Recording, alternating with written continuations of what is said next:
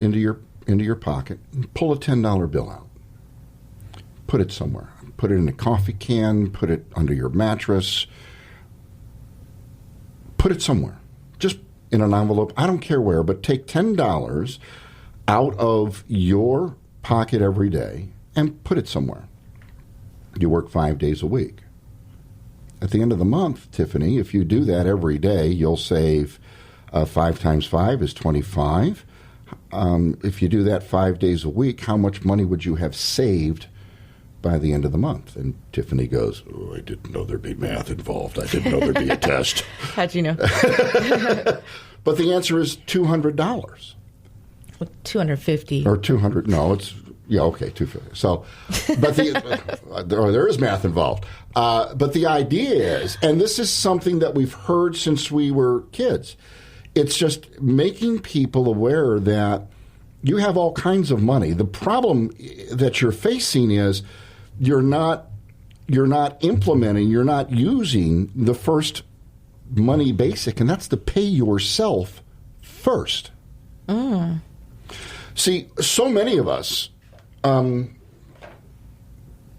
every morning kind of go through the same routine. We get up, we shower, we shave, and we go to that place. It's a 4-letter word that ends in K. Work, and we do that deal. But what we don't realize is in moving through that routine, what we're actually doing is we're trading our most valuable asset, which is our time, for money. Time is the most precious thing. It is. But what we forget in that formula, what we forget in that process is that we're trading our time, and this is the key, for someone else's money. Mm-hmm. And since it's someone else's money, they have the power of the purse. They are in control. And the idea is, and we see it all too often, that when the king with the gold says, hey, thanks, but we're moving in another direction, you're no longer needed here, or the job's eliminated, or whatever, we lose that job. We get angry. Mm-hmm. And we start calling them everything but their proper name. Mm-hmm. But we shouldn't be angry because, see, those were the rules going in. We were knowingly, willingly, voluntarily, and intentionally going to trade our most valuable asset, our time, for someone else's money. The problem with that is, one of my favorite little acronyms is the principle of OPM. Use other people's money. So when you have a JOB, you're in the absolute perfect opportunity to use other people's money to benefit yourself. But what do we normally do? We trade our time, we take their money, and then what do we do with that money? We give it to everybody else. Mm-hmm. So we're spending our time, our energy, our blood, sweat, and tears, hoping to improve our lives, but really all we really accomplish is we make everyone around us rich. We make the landlord rich, or the bank rich for the mortgage. We make Duke Energy rich. We make everyone around us. We make Publix rich. We make all these, but we do nothing for ourselves. So the first little tip is, Tiffany, when you come home every night, take $10 out of your pocket and put it somewhere. You have plenty of money. The problem is you don't pay yourself first. And when you think about it, it's just 1 hour of your paycheck a day reserved for me. It's okay to reserve for me. It's okay to think about me. And that simple concept, and the people who have done it say it was amazing. At the end of the month, you're right, there was $200, $300, whatever it was, whatever the number is. And what I say to people is, if you can commit to do that for the next 30 days, because the reality of it is, at least I believe, you really can change your life in 30 days if you commit and are dedicated to doing that and have the self-discipline to do that. And what I suggest to people is, so if you're willing to do that, at the end of those 30 days, take that money and go have fun. Go out to dinner, take the kids to Disney, whatever you're going to do. But starting in month 2, we put that money to work for you.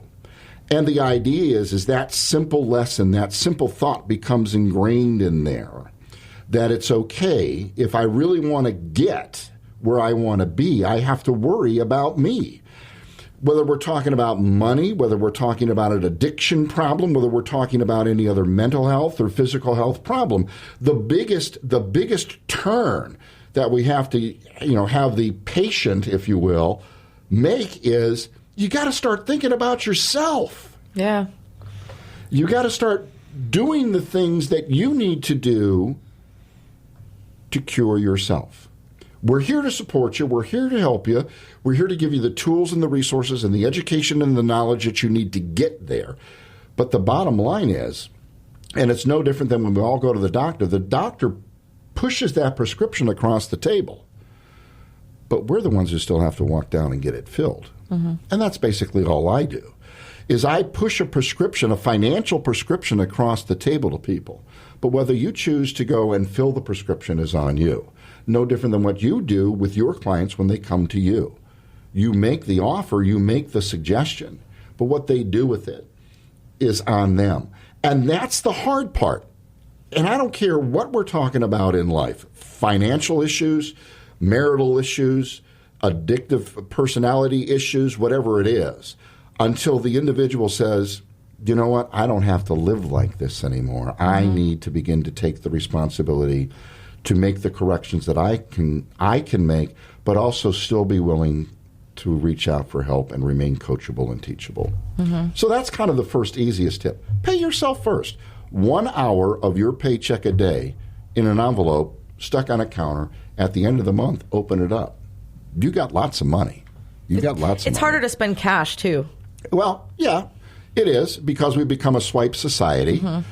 I like to do that every once in a while, is just reach into my pocket and pull out a $20 bill and watch the cashiers go crazy because they don't know what to do.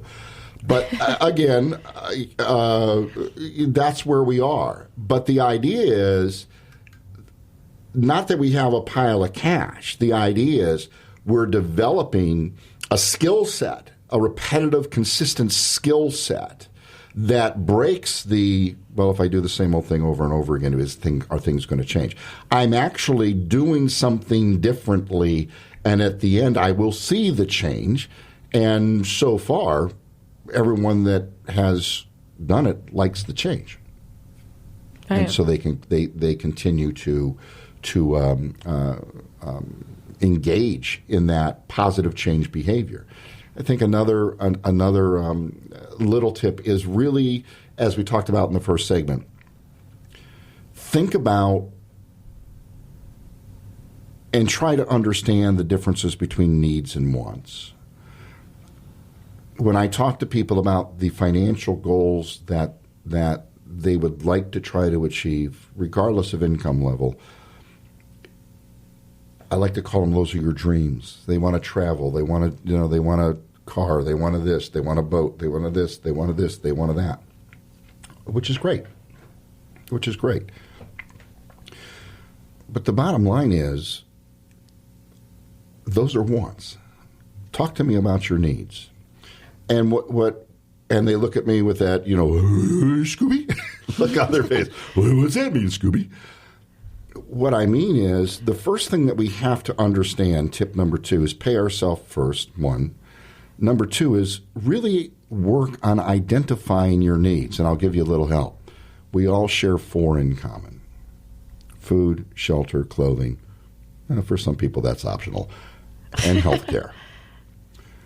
So when we're putting together the strategy to get us where we want to be, tip number 2 is make sure that, A, your basic needs, which we were all taught in the first grade.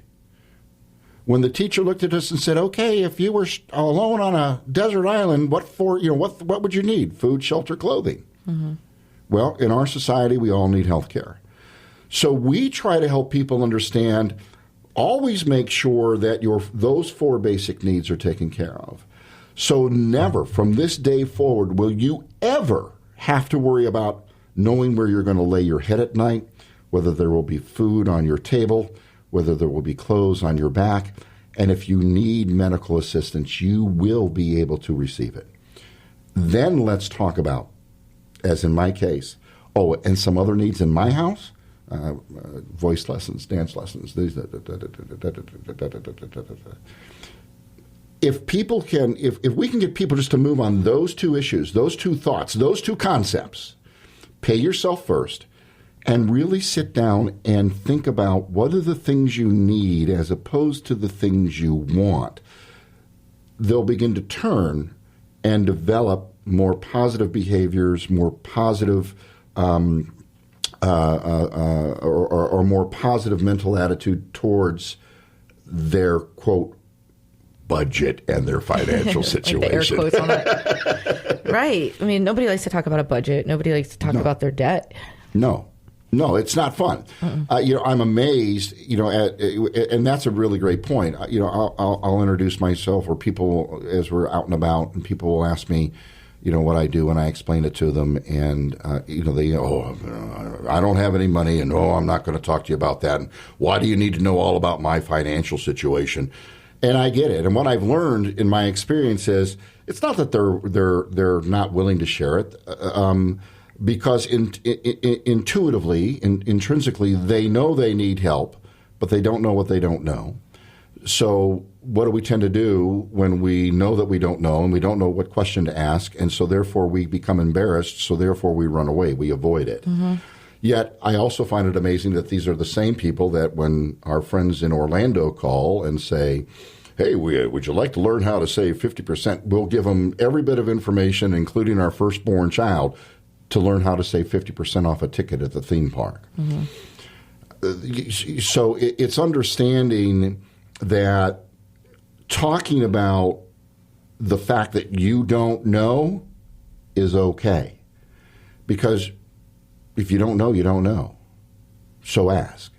And I guess that would be tip 3. Don't be afraid to look at you, look at me, and say, you know what? I don't know.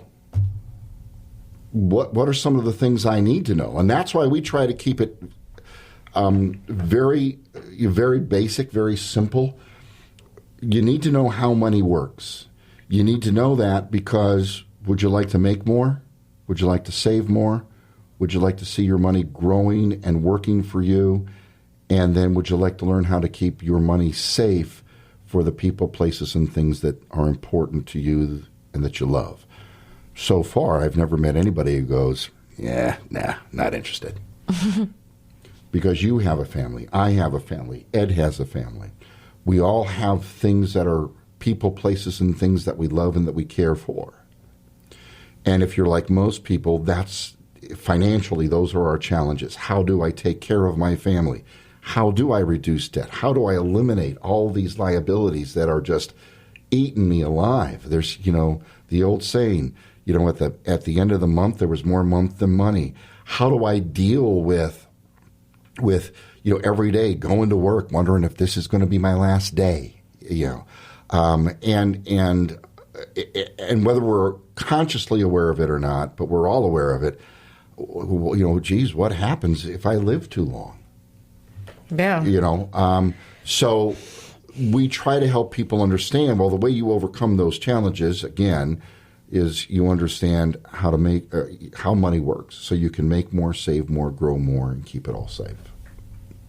Yeah, a lot of people don't plan for the later years in life, well enough at least. Well, and then Social Security and all that stuff. All that, yeah. I mean, that's all. One of the things that I say in our public seminars, or I guess I should say it better, one of the questions that I ask in our workshops and our public seminars is I ask the audience, what do you think the primary difference is between people who are accumulating wealth and achieving in their efforts to accumulate wealth and those that seem to be struggling?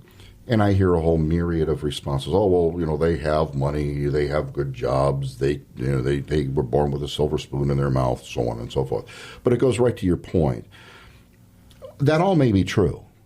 Or they're cheap. Or, they don't spend any money, blah, blah, blah, But the reality of it is the people, and it has no impact on where they are on the income scale, on the socioeconomic status. People that succeed at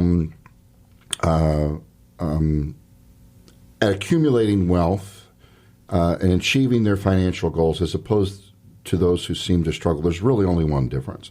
Those who are achieving